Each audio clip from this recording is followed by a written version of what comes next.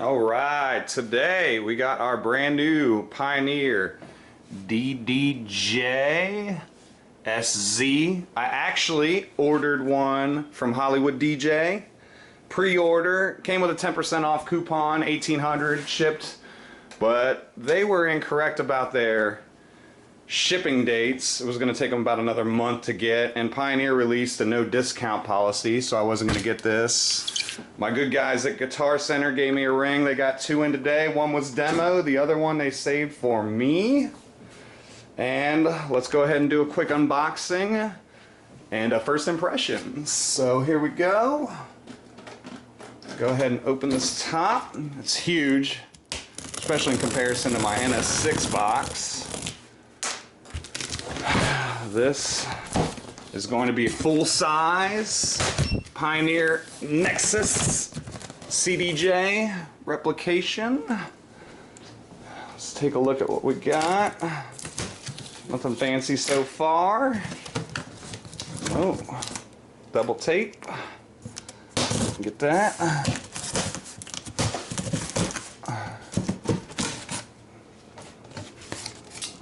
Alright. Usual wrapping, usual styrofoam. Let's see, we've got one USB cable.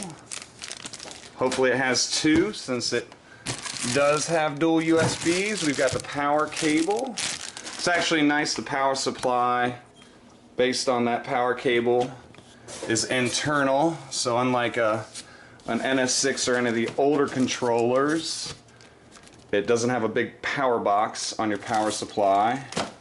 Documentation, copy of Serato DJ. Free to download, of course. Looks like some stickers. We'll get to that. And let's put you down.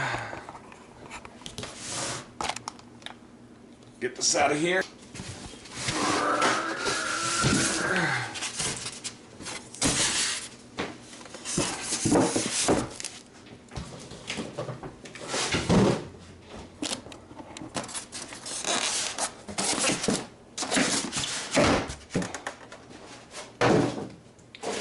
One.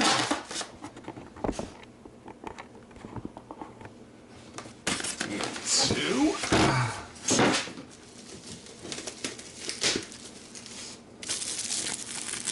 Standard Pioneer. Most products come in this light wrap. And there we have it. The DDJ SZ. Let's get her turned around. Alright. First impressions. The bottom seems to be a plastic material. Same with the sides. The top is metallic, little brushed aluminum black faceplate. But the sides, those are plastic. Yep, so the top seems to be brushed aluminum. The bottom and the sides are definitely plastic. And you can feel it when you reach the bottom right there. Taking a look at the CDJ platter, definitely full size. These are not the same platters that you would see on a standard CDJ 1000, 900, even in a 2000 Nexus. They've got the brushed aluminum feel. They're not black, obviously. And the sides of the platters have a different dip in them. Seems to feel the same. I don't notice that giving me too many problems. The play buttons feel just like a CDJ.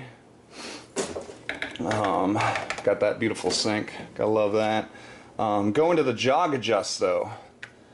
Big feature in the CDJ 1000s and up. And I did notice a huge difference between a CDJ 2000 and an older 1000 where the jog tension is just much better. And this seems to replicate a CDJ 2000 where the light is extremely light and the tight is pretty tight, as you can see, or heavy is tight, if you will. Stop time, I like how they did away with the start time. The only thing I ever really used was the stop time adjustment. I always had start time on instant. So do like that. The needle search seems to feel the same as a Nexus. The pitch slider definitely feels just like a Nexus, has that notch in the middle, standard on Pioneer. The looping in the pad section seems to replicate the DDJ SZ exactly. I do feel like the loop section is a little bigger than the SX I used last night, and I do feel like the play buttons definitely bigger, replicating that CDJ Nexus feel and style. So, on to the mixer itself.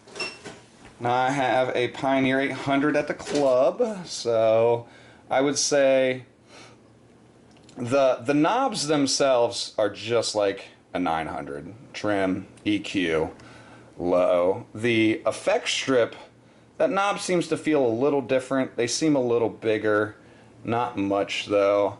I'm really not sure how I feel about that oscillator where we've got the siren, noise cymbal, and air horn. You can always have too much of an air horn, and don't think I need that. The crossfaders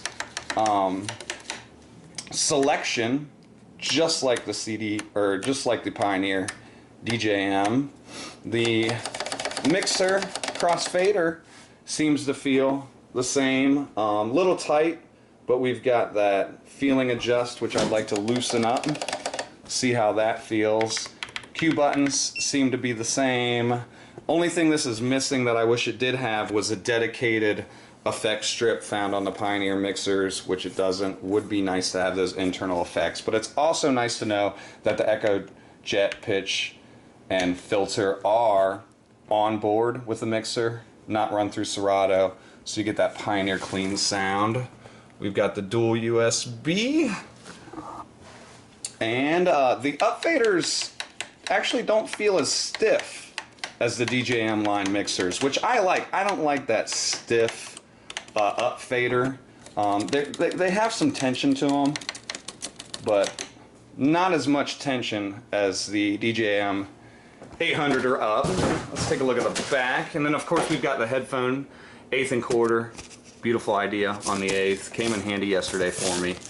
Crossfader curve, standard. This does not push in like the buttons on the DDJ SX. It's just stuck out. The SX like to push in, which is actually a handy feature. I wish they'd incorporated. Onto the back of the Pioneer, we have, again, power. Beautiful that the power supply is internal and you don't have a cord with a box coming out into another cord. Power button. Dual USBs.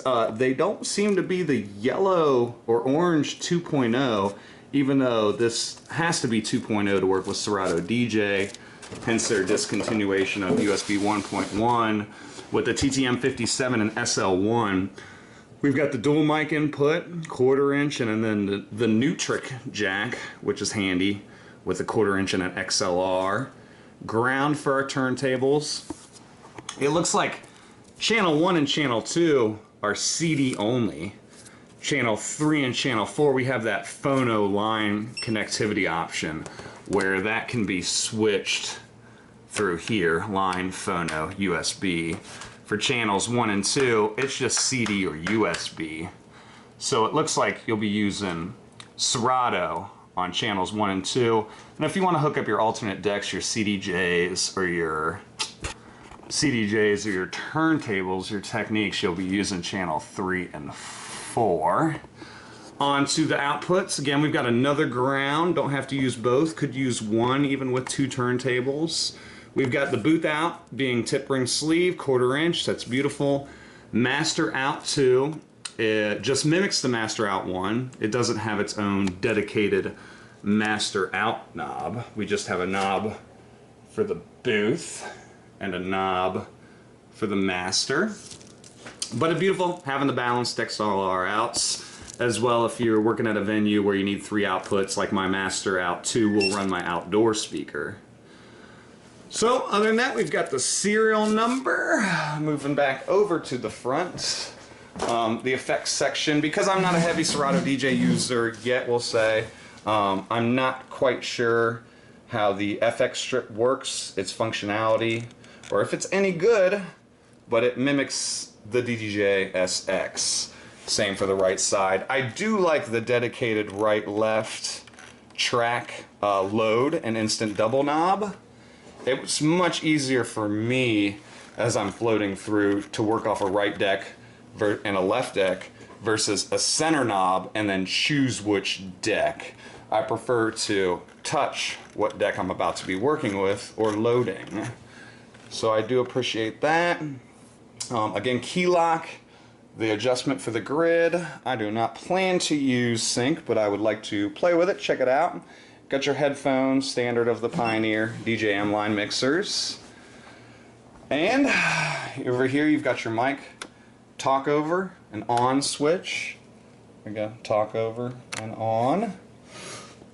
Selectors, trim, your mic EQ, dedicated sampler volume. That is one thing I thought was handy about the DDJ SX that I used yesterday, but I did not like the fact that it was in the middle and done as a fader.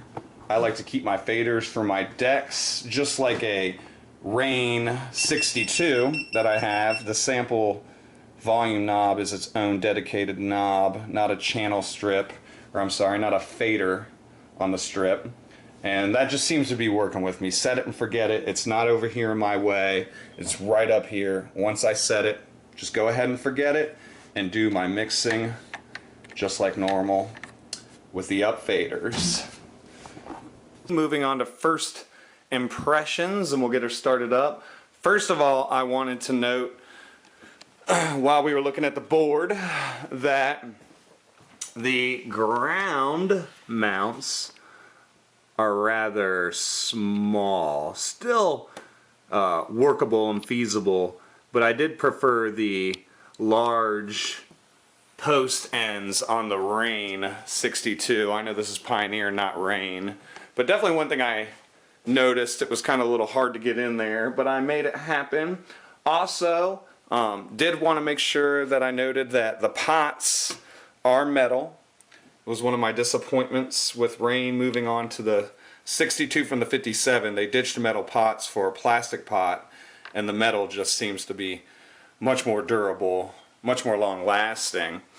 Also, the feel adjust, I had a DJM 909 with a feel adjust that came with a special tool, and it was not included in the box. It's just a standard small flathead screwdriver, but if you insert it now, you won't be able to reach the screw head.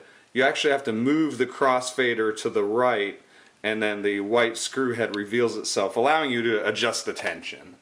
Also, this unit was not plug and play. I did have to install the CD, install the drivers for the SZ, as well as reinstall Serato DJ 1.6. It still would not recognize, but just insert the CD and all your drivers and Serato DJ will reinstall. Another thing I noticed, that this mixer, even being an external mixer, lacks any kind of panning. If we go down the master strip, we've got your master booth effects, your oscillator, but still no pan per channel. Not a deal breaker whatsoever. I'm not a fan of panning. I used it before, back in the old school days of vinyl, on per se the Rain and Stanton mixers. Let's also not forget the Vestax. But just missing, wanted to note that out. Not a deal breaker for me whatsoever. So, let's get this fired up. As you can see, it's not turned on. Serato DJ has not recognized it, so let's check her out when she powers on. As you can see, it starts up just like a CDJ would, mimicking the exact same center jog pattern.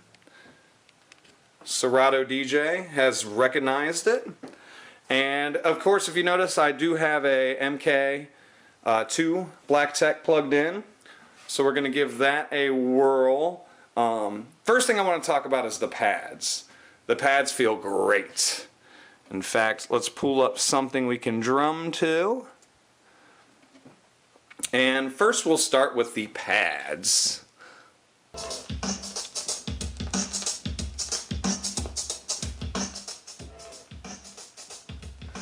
Now I do enjoy the color-coded illumination of the pads, mimicking your cue points, red being one, red being one. That is a real handy feature that the SX did not provide.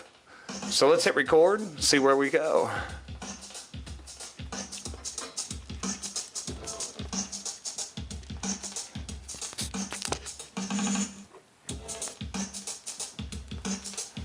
Now the pads, they feel great, very responsive, and I can drum. I played the drums for a very long time. I can drum with them very well. Much better than when I would hook up a MIDI controller, any of the M Audio MIDI trigger fingers controllers. I always felt a bit of latency and lack of response with the pads. They feel great. They don't feel like MPC pads. They feel like the Pioneer pads on the SX, but definitely sturdy. I feel like they could take a beating. And let's just check out how responsive they are.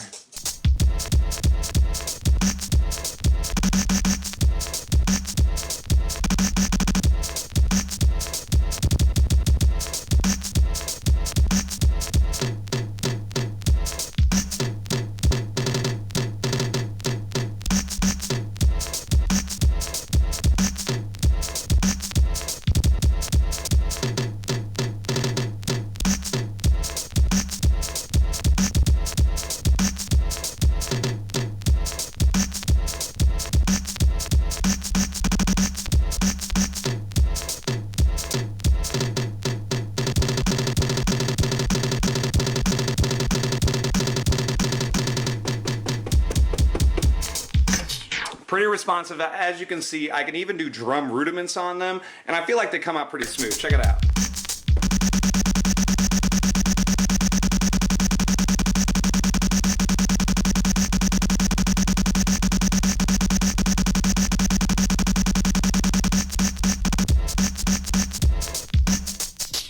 So, real good pads. Really impressed with the pad performance on here. The oscillator seems rather pointless. One thing I noticed about the oscillator is that it's a preset sample length. So when I hit the siren, I can't shut it off. You hit it once, and it's going to run through that sample length until it turns off.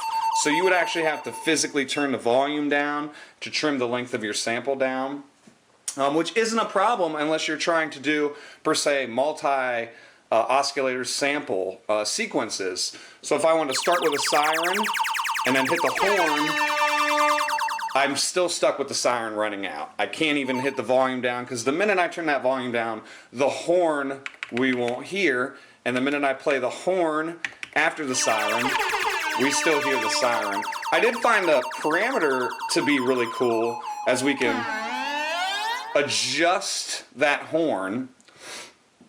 But other than that, don't really see the oscillator being of too much use or importance. Too many air horns going around nowadays anyway. So back to the jog dials on this right platter. Definitely a little heavier, being metal, brushed aluminum. Definitely heavier than the standard CDJ plastic platter. And I also noticed that since we're using an internal start and stop time, because that internally will control Serato. Normally on a CDJ I'd have it about 12:30. Within Serato DJ, to mimic a turntable, I have to turn it quite a bit down, almost to about 7:30. As well as the jog feeling is a little bit different than the CDJ, and I take it it's due to the weight of this metal platter, where I normally have a CDJ at about 12:30 again, for tension, or even about halfway. I find myself turning it down to, per se, the 4th notch. And that gives me a nice loose feel, but it's still not too tight. Only thing I noticed with the platters, aside from that, the sound color effects seem to work just like the Pioneer DJM line. as well as the master booth monitor. The mixer in general feels and looks very similar to their GJM line, as it should and as they say it was designed to be. In terms of vinyl emulation, DVS, the first controller that can do DVS with Serato DJ, definitely had to turn it on in the system. It was not DVS ready to go, and you can find that in setup under plugins. So after we got the vinyl emulation turned on, the DVS, it worked like a charm, low latency. It feels pretty much just like Serato would. And if we can, let's see if we'll get a little bit of scratch sounds samples going. Beautiful.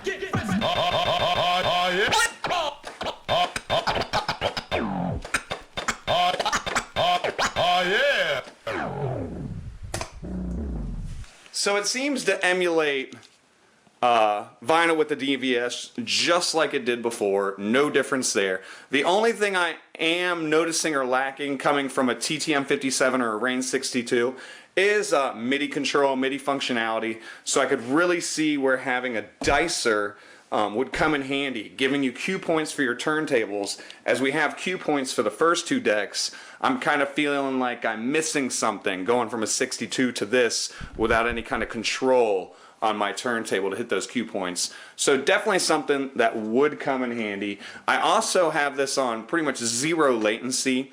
Scratches beautifully, even with the CDJ platters. Not feeling any latency there. My chirps, you name it, flares come out perfect. So let's demonstrate a few chirps and flares. And again, pretty much zero latency.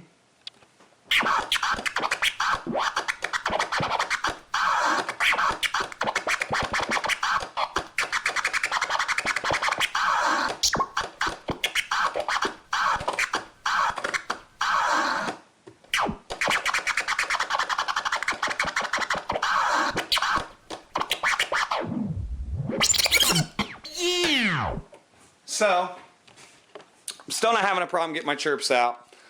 Feels latency free. Not as close to, real vinyl. Even Serato could not get it as tight as a normal audio record. But feels just like it did using CDJs. But let's go ahead and get this bad boy played with. Don't want to get a new controller and not have fun with it.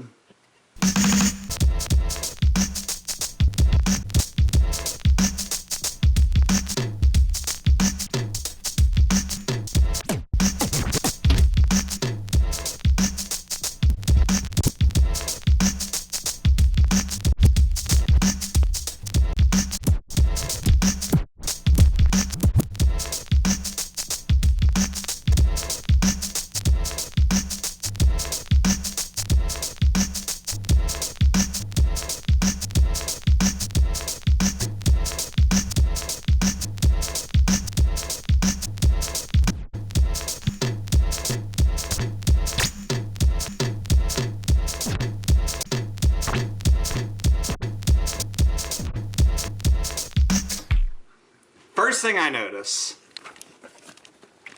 is cue points in the jog wheel.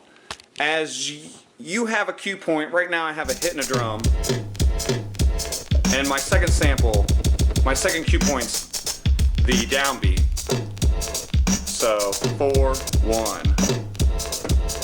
As you can see, that's my first cue point and that's my second cue point. But as I'm playing with them, the jog will act a little funny. So the jog wheel will reset your cue point to 12 o'clock every time. But when you have a cue point right after, per se the next beat, like I do there, it kind of throws your marker off, kind of confuses it a little bit. See it kind of giving a double take? That's because those cue points are right next to each other. Makes it a little hard to relay and juggle with. Not as if I'm even doing anything fancier in time. But definitely one of my first impressions. Again, beautiful piece of equipment. Serato DJ being a whole nother video. The DDJ SZ, in my opinion, is definitely the premier controller to buy. So there you have it, the unboxing, first impressions, Pioneer DDJ SZ. Hope you enjoyed the video. Hope this helps if you're expecting one in the mail, and if not, I hope this persuaded you to maybe check one out. As always, please feel free to share, like, subscribe, spread the love. But thanks for checking out the vid, guys. Peace.